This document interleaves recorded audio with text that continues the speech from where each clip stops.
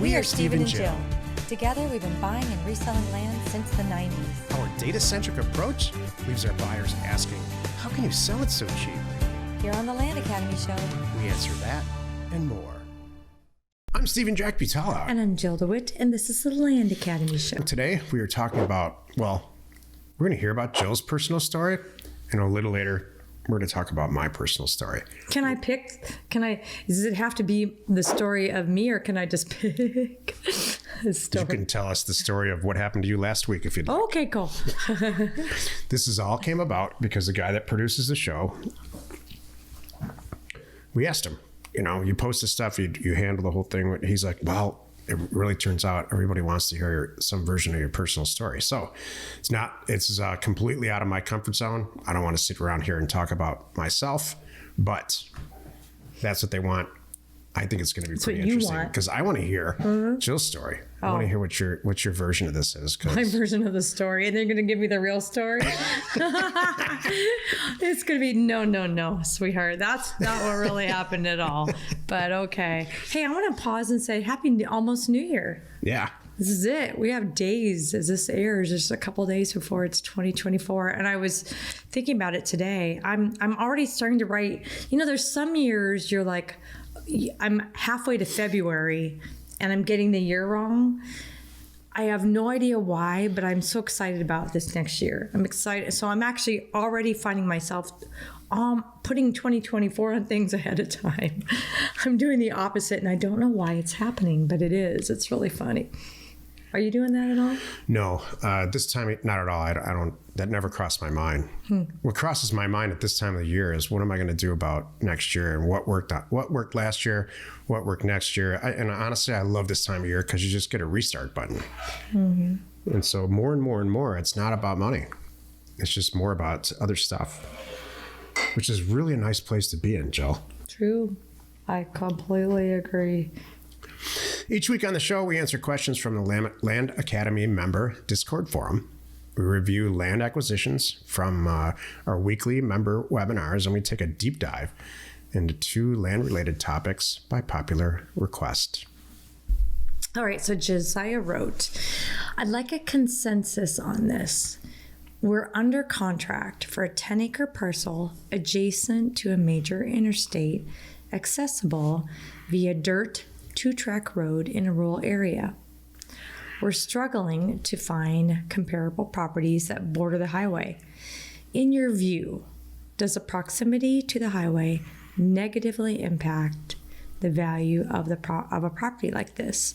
The property's physical access matches up with the legal access. So that's good. We have physical and legal.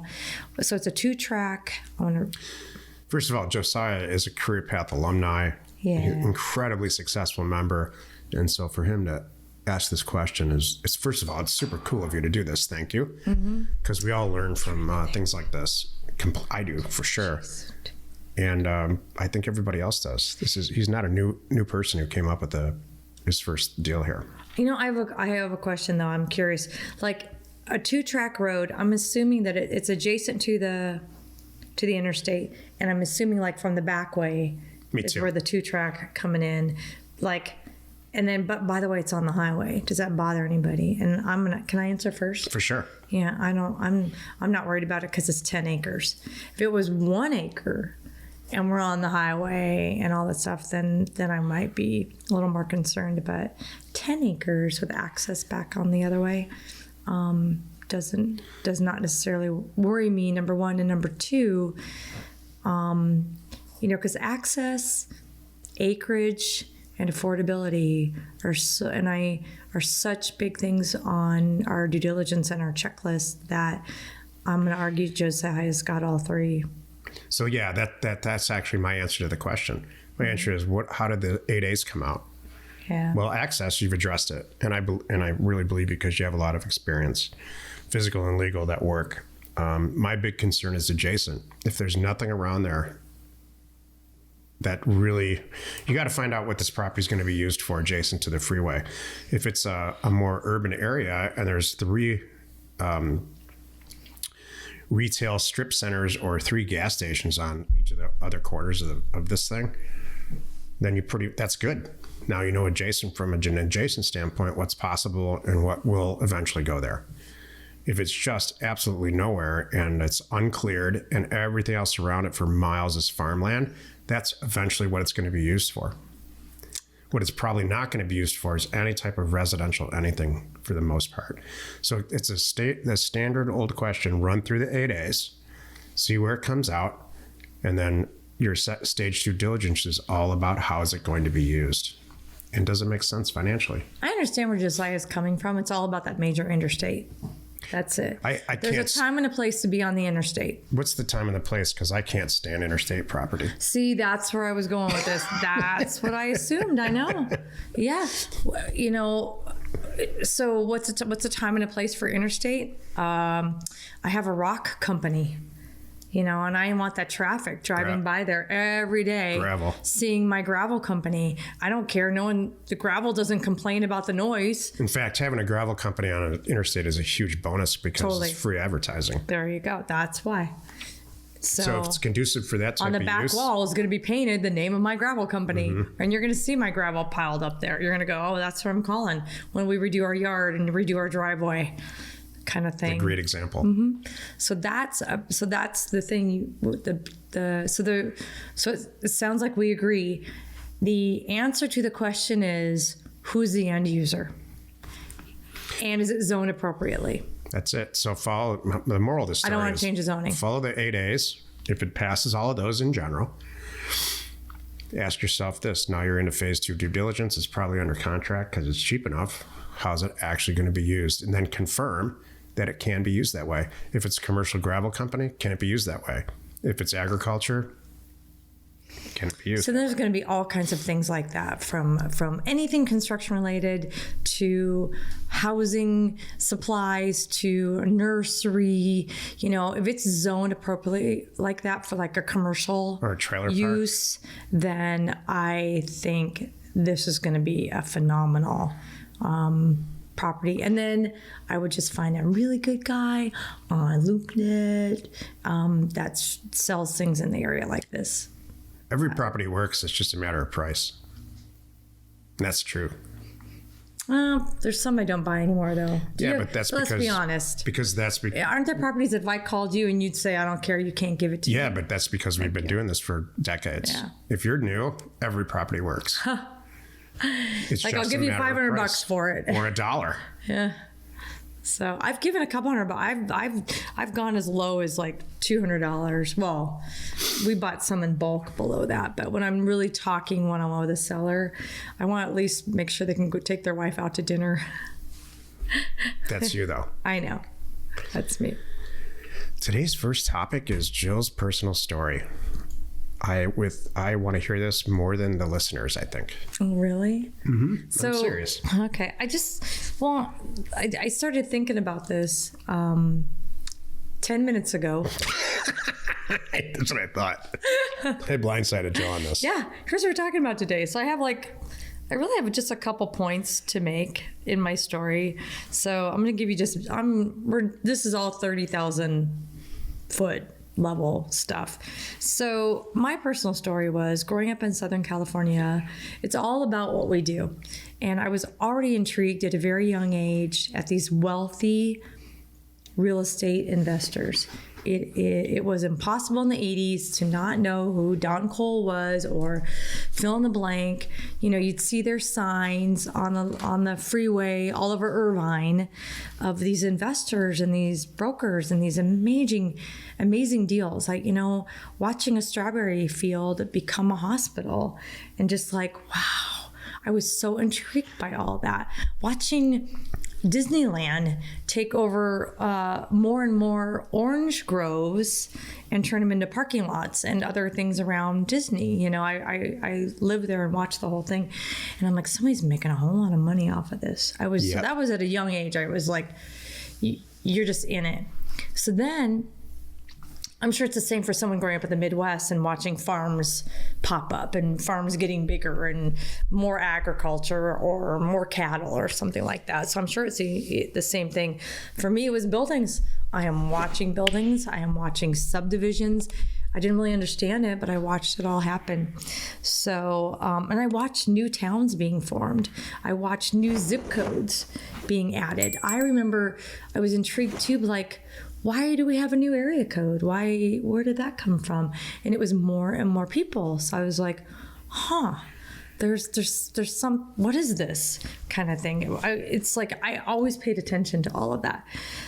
So then my very, very first full-time job, the job that got me out of the house and living on my own, I had plenty of part-time jobs, little Rocky Mountain Chocolate Factory and goodness, the Disneyland Hotel. Boy, I had some fun there. That's just, that was just as a kid. But my first real full-time job was working for real estate developers. And then I was like, this is what, and I watched these guys show up. I helped house sit their homes, babysit their kids, and see the cars they drove. And I'm like, all right, so there's something here. And I got to really learn ground up what they would do in buying the land. But they would buy it, maybe rezone it if they had to, and build on it. I watched them build office buildings, and I would help with all of that. And I'd help read blueprints sometimes and answer calls from the bank and help write checks out of the construction loan account. I learned about all of that. So they would either build office buildings or strip malls. And then what's interesting is this group that I worked for, it was two brothers and one other guy were the main people, three of them. But they would hold on to them. They wouldn't build them to sell them. They would build them to hold them, lease them up and hold them. And then I would help. Later on, I would get the rent checks and deposit the rent checks, and I would keep track of bookkeeping. So I really learned a lot, and I loved it. So then I decided I wanted to travel a little bit more. Because that's, I got this job, I understand it. Well, you know what? The thing too, I remember having a discussion with myself. Like I went as far as I could, and then there were the owners, and I couldn't afford to buy in. That wasn't an opportunity. I wanted to be an owner. I wanted to do what they were doing, but I didn't know how to do that yet. I was 20 something. So I went off and got a job at American Airlines. Followed in my family's footsteps, my dad and my grandfather. And I traveled, and so I got that W-2 job for 17 years. Jeez. I know. Oh, boy, talk about drinking the Kool-Aid and the golden handcuffs and all that. I thought, I have seniority. Now I get the days off I want. Now I got the schedule I want. I get first choice vacation. I thought that was all, great. No, it's not. And I know. There's a life outside. It's funny. I still have some friends there, and I have to remind them. There's a life outside of American Airlines, and they're like, "Really?" I'm like, "Yeah," but now they're retiring there. I'm like, "You guys are nuts," but whatever. So anyway, the whole time I was there, and I did some other W-2 jobs after American. I got out of the American thing and realized, there's a whole big world out here, and I did some other things because they yielded more money. I was able to use my talents to make more money. That was the whole point. I always knew I could do more. And it wasn't... You still know... Should I save my questions till the end? Yes, please. Okay. And then it wasn't until I met you. And then you really showed me the way to knock it out of the park, to be my own boss, work as little or as hard as I want, call the shots, buy the properties I want, make the returns that I wanted, and just really make it count. I mean, I quickly with you learned that, my time is my time. It's the same amount of time to make $1,000 as it is to make $100,000. And I'm going to argue sometimes it's less on the bigger deals. It takes less of my time. And then now I never look back. I would never go back, or I don't even consider it. Now I have the secret sauce. I don't have to worry about it. What we're really talking about, story. What I realized while Jill was talking about in this environment is what influenced her to get to where she is now. Yeah. And so you did a good job on that. But I've always been really intrigued by people who say, I want to travel. Oh. I don't know what is, and it's not because I disagree with it. I just want a real good definition. Oh, I'll tell you. That was code for, do you want to start a career now? That for me, that's really all it was. It's like, do you really want to jump into your career now? Or do you want to goof off a little bit? And I wanted to goof off a little bit. Okay, good. So I wasn't married, didn't have any kids.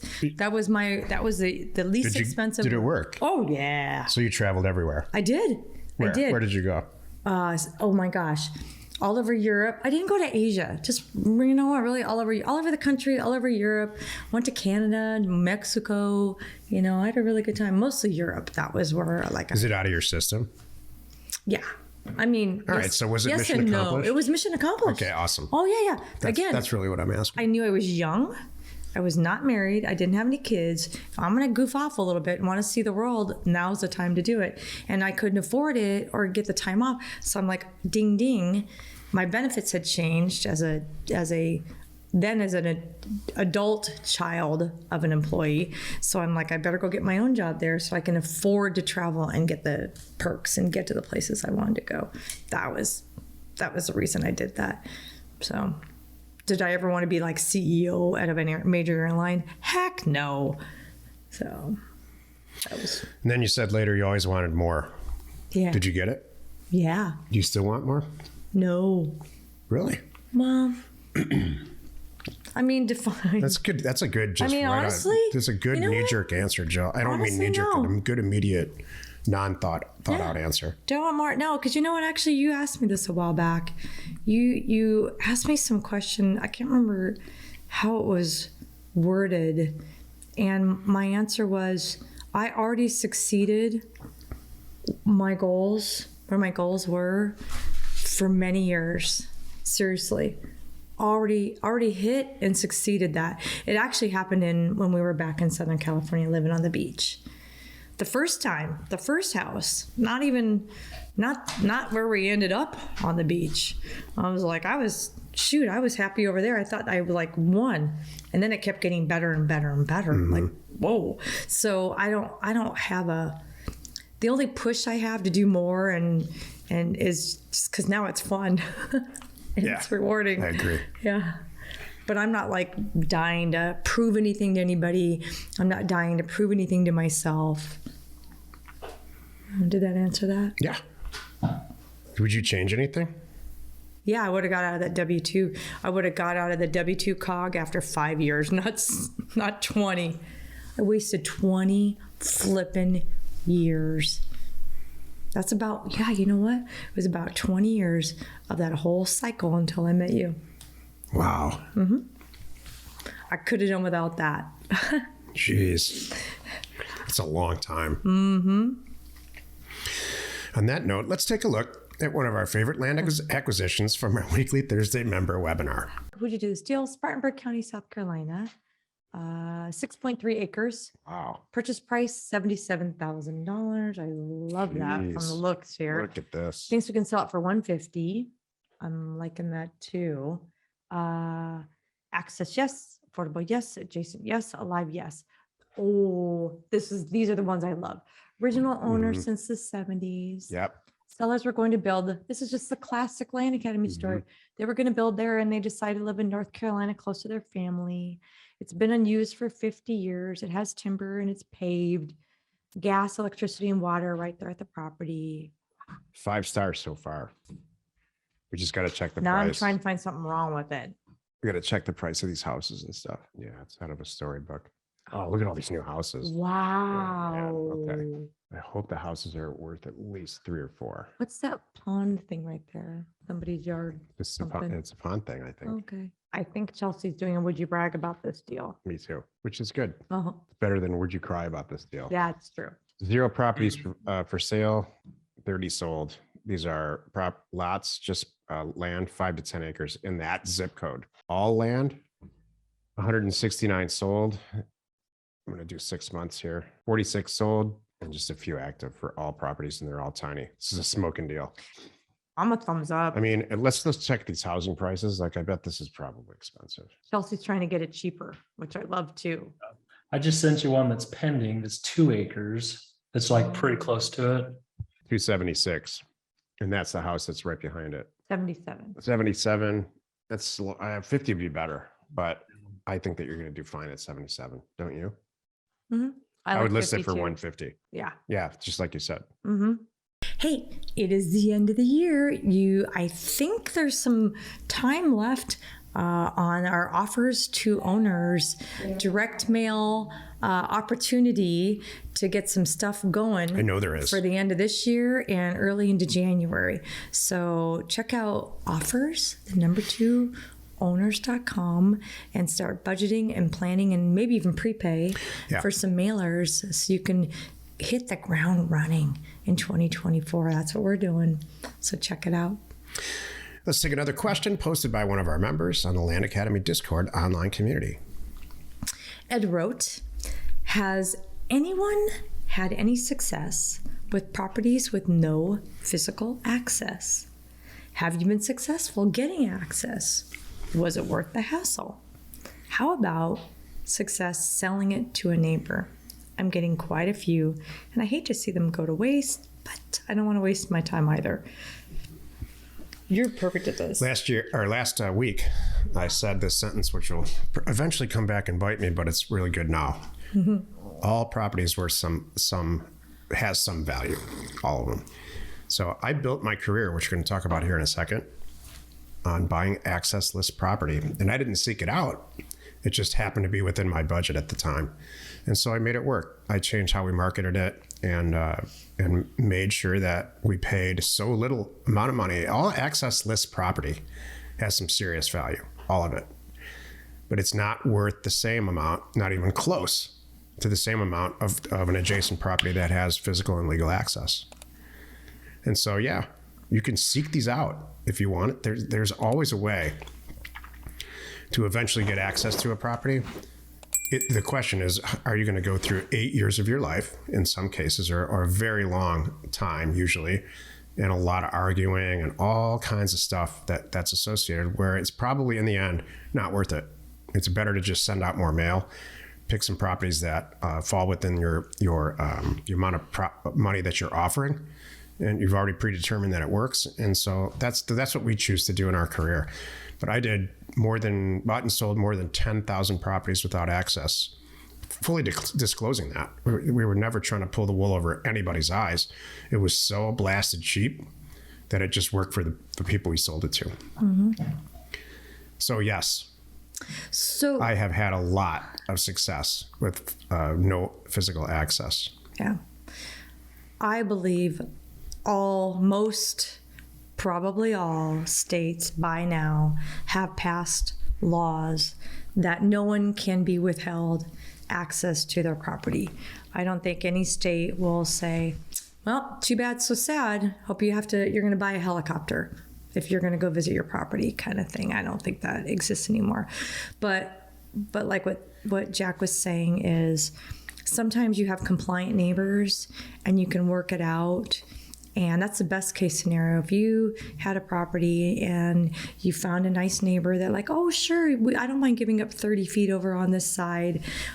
You can do that. There's a process, getting a survey, getting it recorded, legal descriptions have to be rewritten, and then it's all physical, legal, and you're good to go. But it can take time. So that's the best case scenario, and it's probably going to be 90 days to 6 months, couple grand, and everybody's on the same page. Worst case scenario is nobody wants to do it, and now there's a court battle, and that's where you would have to basically go to you're working with the county and almost suing people and the county's going to pick ultimately, between one poor person or maybe a couple, how it's going to happen. Like, we have to give up the access. I'm sorry, you're going to have to give up this part of your property. Nobody wants that. So that's where it could take years, so you need to know both. And so the question is, have I done it? I mean, yeah, actually, but I haven't done it all the way to the end. I've made sure it was possible and what the steps were, so my buyer could get it. But big picture now is, I don't really mess with it. Like Jack's saying, if you're new, I wouldn't mess with it. Especially if you're really, really new. Make sure you have physical and legal access, and then don't think about it. And then, you know what? Ed, someday you figure it out, you get a great attorney and neighbors are compliant. I don't know. Circle back around to those properties. We keep track of that. In our inventory, when we pass on deals that people have signed and sent back, we notate in our Airtable base why. And one of them is access. So you know what? Someday you want to go back and look at those, you sure can. You'll have an easy little, list to go, here are all the ones I didn't buy, and that's why. Here's what's really important to understand about lack of access with all properties. They're not equal and they're not the same. There's 100,000, almost infinite number of reasons why property doesn't have access. And so the question lies, whether or not you can create some value out of it, lies in whose property do you have to cross to get to yours? Here's some examples. Jill and I bought an island one time in a river in the Pacific Northwest. And it worked out great because it was water access. But did that property have access? No. And did we seek it out? No. I don't remember what happened with it. It was hilarious. Here's another example of accessless property that worked out great. You got to cross the Bureau of Land Management, BLM land, to get to it. Well, that's easy. Believe it or not, it's easy, really easier it was in our case to call the BLM, apply to a 2-page application. I'm floored still over that because the federal government's tough to deal with. To get 100-year access for $1. I think it cost $1 or $1.15 or something crazy. And we got it. And we sold the property successfully and everybody was satisfied with that. I bought properties on the flip side that were the internal side of the Grand Canyon on accident with no access, almost no value. Who bought it? A rock climber, literally. Mm-hmm. He wanted to say I was climbing on his own property. I'm not sure about rock climbing in the Grand Canyon, but that's not my problem, it's his. And so whose property you have to cross is imperative here. There's been many, many cases where Jill called a neighbor and said, we're going to buy the property behind you. Would you like to buy it from us? If not, can you see it in your heart to grant us access on the eastern part of your property? Happy to pay you or not. And many times they say, you know what? I was always wondered about that property and sure, we'll grant you access. Send us the stuff. You don't need to pay us. Mm-hmm. It comes in all different shapes and sizes. And then the opposite, of course, is the Hatfields and McCoys. And I will meet you here with my shotgun if you attempt to even try to get access to that property. It's kind of funny. What do they all have in common? It's a bunch of freaking work. That's it. And we're not in the business of working. We're in the business of buying a piece of property really cheap and reselling it without doing anything except finding a real estate agent for a lot more. There we go. Today's second topic, my personal story. So as I'm going through this, do not want this to be about me. I would like it to be about you, the listener or watcher. And I want you to think about the things that have influenced you to get to your point, wherever you are, positively and negatively, because that's really what my story is about. I was born in the late 60s in a lower middle class suburb of Detroit on 13 Mile. We've all heard of 8 Mile. Well, it's 5 miles north of that. Not too far out of the muck. My dad had, as far back as I can remember, a small tax accounting firm, and he was never happy. He was never happy about working. I found out later. It wasn't that he wasn't unhappy. And so he had clients and he could see in their tax returns how much money they were making or not making. Well, it turns out, no surprise, the clients that he had that were making a bunch of money and paying taxes or avoiding taxes, let's say, legitimately avoiding taxes, hopefully, he became friends with. And so they would ask him if he liked the deal or didn't like the deal, and sometimes he was a partner. And so he started buying properties with these partners that he had. Some of it was farmland, way up. So we were on 13 Mile and now way up into 28 Mile and 36 Mile Road, all the way up where it was all farms, and it was becoming subdivisions. At the same time, my entire extended family, all the men, worked for some version of the car companies. Detroit is the absolute ground zero for unions.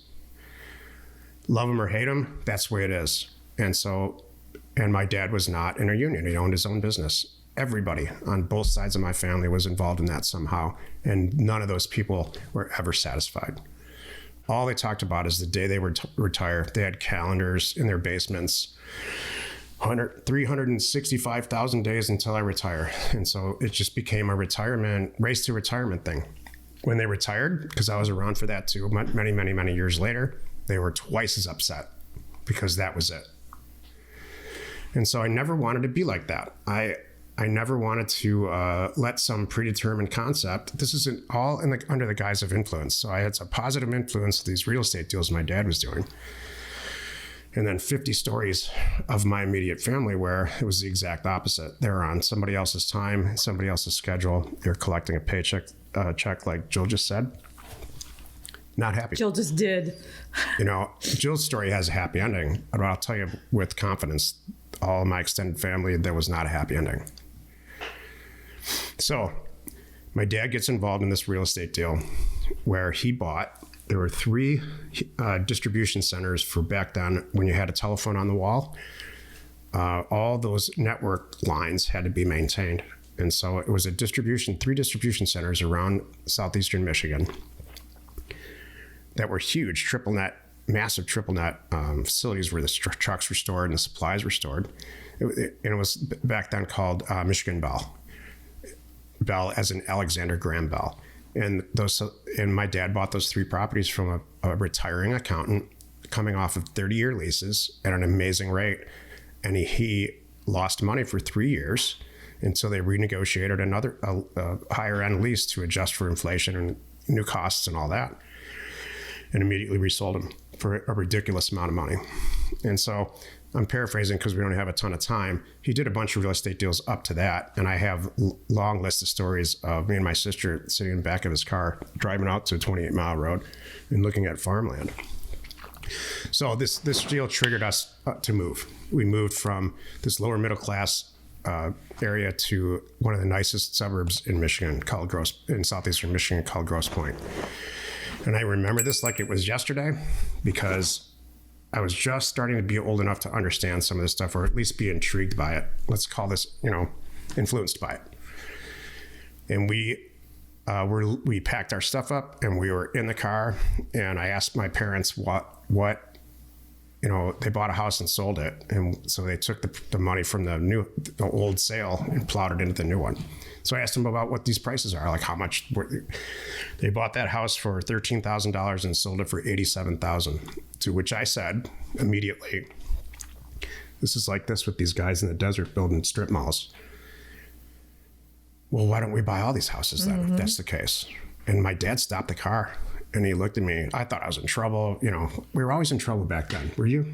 No. Well, no. And he said, that's the smartest thing I've ever heard. And so that always stuck with me. It really influenced me. And we moved to one of the nicest neighborhoods, and I was fortunate enough to go to high school there, and have a great high school experience, and then go on to college. But in the back of my head, I always knew that the way it was so simple about buying a lot land and buying houses or whatever else and just reselling them. So that set the stage. I went into accounting, got out of college, got a job, I was a commercial real estate broker for full commission, I made nothing and ate ramen noodles for probably 2 years. The third year I did incredibly well because I decided to specialize in buying and selling long-term care facilities, assisted living and nursing homes. And my best client was in Scottsdale, Arizona. And so they were taking their company public. I did a bunch of deals for them, got paid. Finally, a lot, way too much for my age. It was all pent up, and I blew a lot of money real fast. Luckily, these guys called me and said, we need an acquisition person. You seem to know what we want. We're going to go public. We've got to do a road show and raise capital and the whole thing. So I couldn't fly out here, ends up being here fast enough. Got the job. During the interview, I told the CEO, I'm either going to fly here next week with this job or without it. And so they hired me. We did a lot of deals. I negotiated I'll never forget, I had a 1-bedroom apartment. I think it was $515 I had nothing in it except a mattress on the floor. And I made a $50,000 base salary. This is 1993. $50,000 base salary and 2% of everything I bought. These are $5 and $10 million properties. And that's when it all launched. I did fantastically well with those guys. We took the company public. I had equity, so I was even making more on that. And ultimately got a call from KPMG, which wasn't that back then. And they swooned me away to become a partner there, to do it for them, buy and sell for their clients, buy and sell long-term care facilities. They had a lot of really huge healthcare systems, hospital systems that had nursing homes that they didn't want. So negotiated a deal, got a percentage of the sale on that. So while this is happening, I bought a piece of property on eBay, an 80-acre property for $8,000 in Arizona. And 30 days later, I bought it, got the deed. I didn't know anything. I didn't know about how deeds worked. We were doing huge healthcare facility deals with lawyers on both sides, and I didn't really have to do any real work. I was just kind of like, I was the guy in the board meeting saying we should buy this property because the numbers really work, and making everybody laugh. That's all you had to do back then. I'm sure that's what you had to do, is just make everybody laugh. Sometimes. So I bought this property. Work too. Bought this 80-acre property, which I know now had no access whatsoever in the worst part of Arizona, for $8,000. Got the deed. It was recorded, and I copied the deed. I had no idea what I was doing, and then resold it on the same thing on eBay for $16,000, and that was it. That was it. I was done. I forgot about accounting. I forgot about healthcare systems. All I did from that point forward is plan the rest of my life to get to where we are now. Mm-hmm. So huge influence early on both ways. The takeaway from this is I watched some people very close to me make a lot of money in real estate quickly. What seemed like it was quickly to me, probably it was pain for them, pure pain. And I also watched at the same time the demise of every single male on both sides of my family just implode on themselves, working for the auto industry their entire lives. On my grandfathers, both of my grandfathers died of respiratory diseases working in the factories before the EPA and before there were any OSHA or any of that stuff. So literally killed them. And that was it. I left I closed a huge deal for KPMG, got the fee, put in my 2 weeks notice, and moved back to Arizona. And I made it my life's mission, my mission in life, to buy inexpensive land and resell it. And that was like 1999. How's it working out? It's working out great. Good. You mentioned, some of the people along the way that you're like, clearly influenced you. So do you have one person in particular that you can say that was the biggest? My buddy in high school, his father was incredibly successful, and my buddy now inherited all that, and he made it 4 times as successful. He's just as smart as his father, if not more. I got a chance to spend, because my parents moved us to Grosse Pointe, got a chance to spend summers with that family, and really got exposed to just at that time multi-million-dollar balance sheets, and they all were involved in accounting. And so, yeah, that was a huge positive influence, but it was all going to be real. If you talk to anybody who owns manufacturing facilities, they all hate real estate. It's all just like, because the profit margins in real estate are not what they are from an ordinary income standpoint. But it didn't faze me. I knew that was what was going to happen. Would you change anything? Probably not. Jeez. Do you think anywhere along the way you spent not enough time or too much time? It's interesting. I see all this I'll answer it this way. I see all this crap on the internet about side hustles and passive income and all of that. I didn't know that at the time, but that's what I was doing. I had a built-in percentages for all the deals that I was doing anyway. And I was always, after that one deal in the mid 90s, after that, I was always buying and selling land on the side anyway. So it wasn't a thing called a side hustle. It was automatic. Every place I worked, I was planning my exit. I was either going to take over the company, completely take over the company, Yep. or I was going to leave with my Big fat my check. land business, developed. Oh, I see. Got it.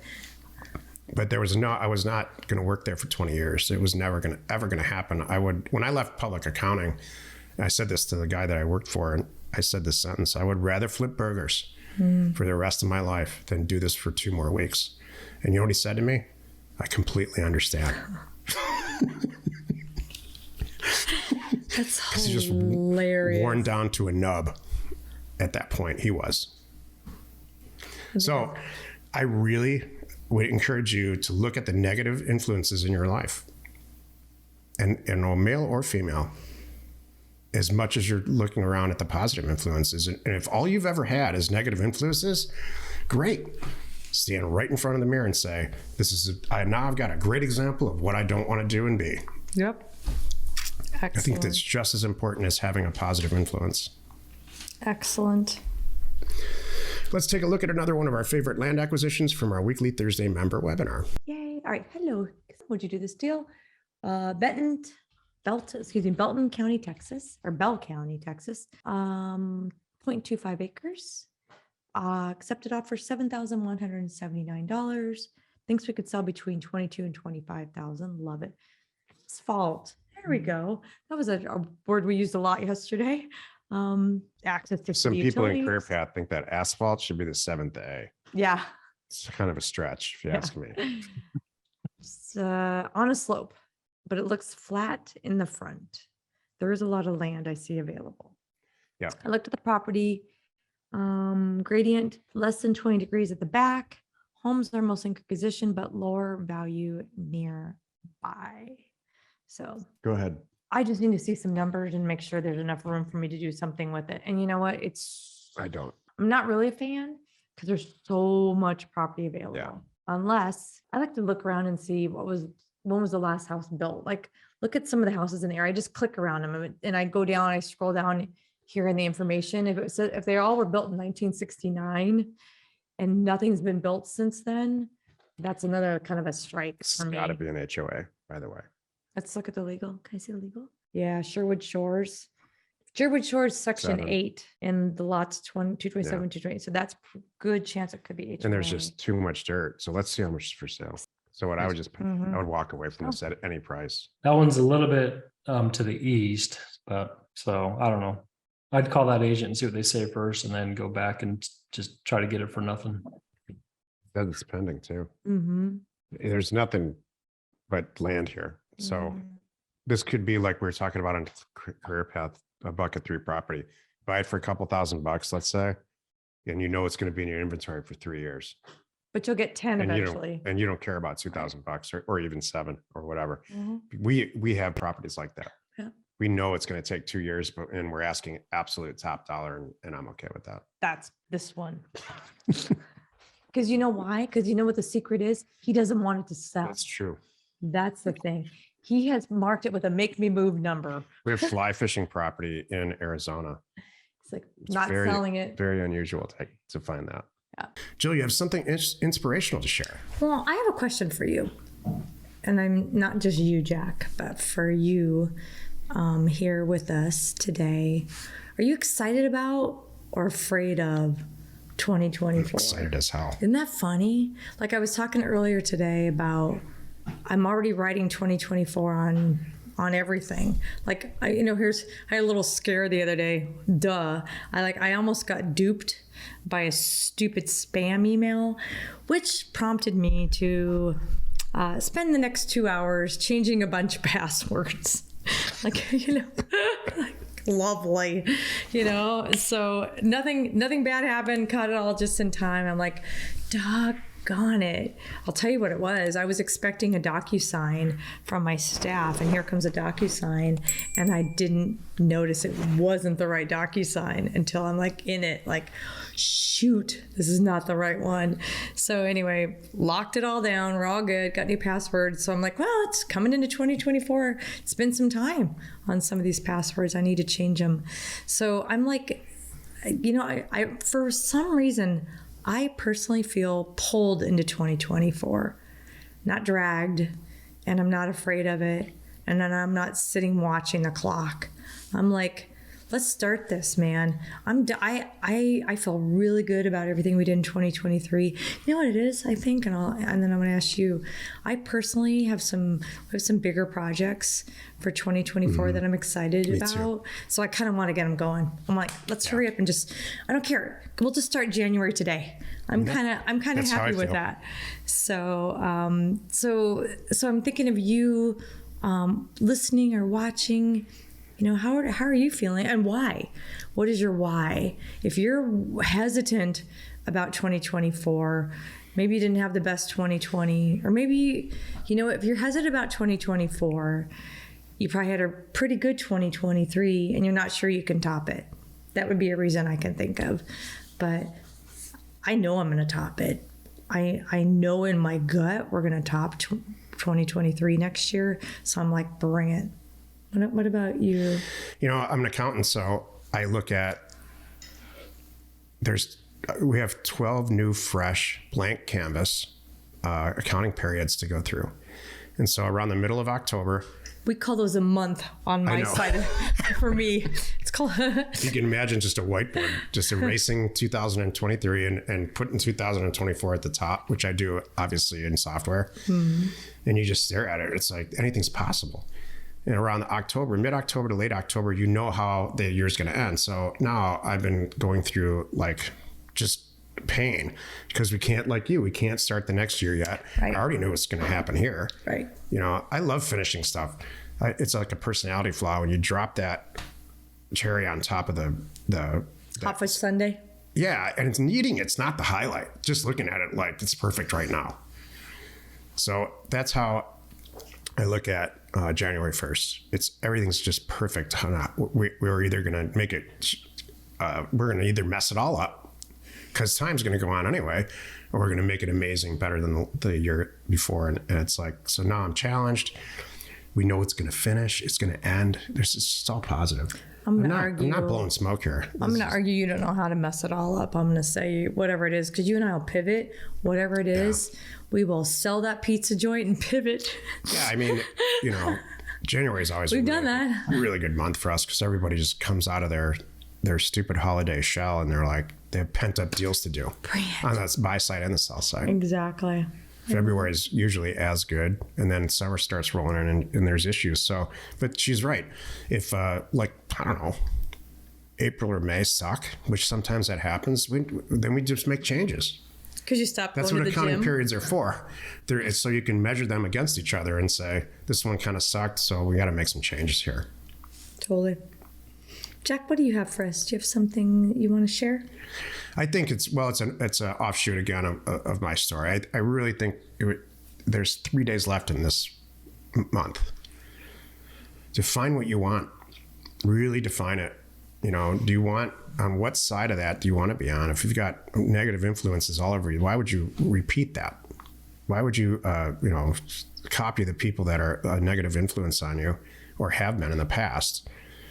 And if you don't have a positive role model where you need an example of what to do, the internet's there. We didn't have that. Mm-hmm. We were stuck with the 15 people in our immediate circle. And our teachers. To learn from, and our teachers, right? Yeah. So define your interests. You have to be interested. I don't know why. Real estate, you heard the story. Real estate chose me. I could have been easily, with all the influences that I had, gone straight into manufacturing, which maybe would have been better. I'm just not interested in it. I'm not a mechanical engineer. I don't, great. Parts get stamped out and you sell them to GM. That sounds like the most boring thing I've ever heard. Buying 160 acres on 28 Mile Road out of town and selling it for a lot more. That's It's got my interesting. name on it, Yeah, and it always has. I like that. I completely agree. Don't forget, if you want to learn more about us, go on landacademy.com. From there, you can get our free ebook, read about us. You can schedule a call with my team. Lots of great stuff. Join us next week for another interesting episode. Buy land cheap, sell it for more on the internet, usually a lot more. We are Jack and Jill. Information and inspiration to buy undervalued property. We hope you found our content valuable and we appreciate your support. If you have not already, please check out our channel and hit the subscribe button. And your comments and suggestions help us to create the content you're here for. Hitting the like button helps to support our channel's algorithm and gauge your interest for future shows.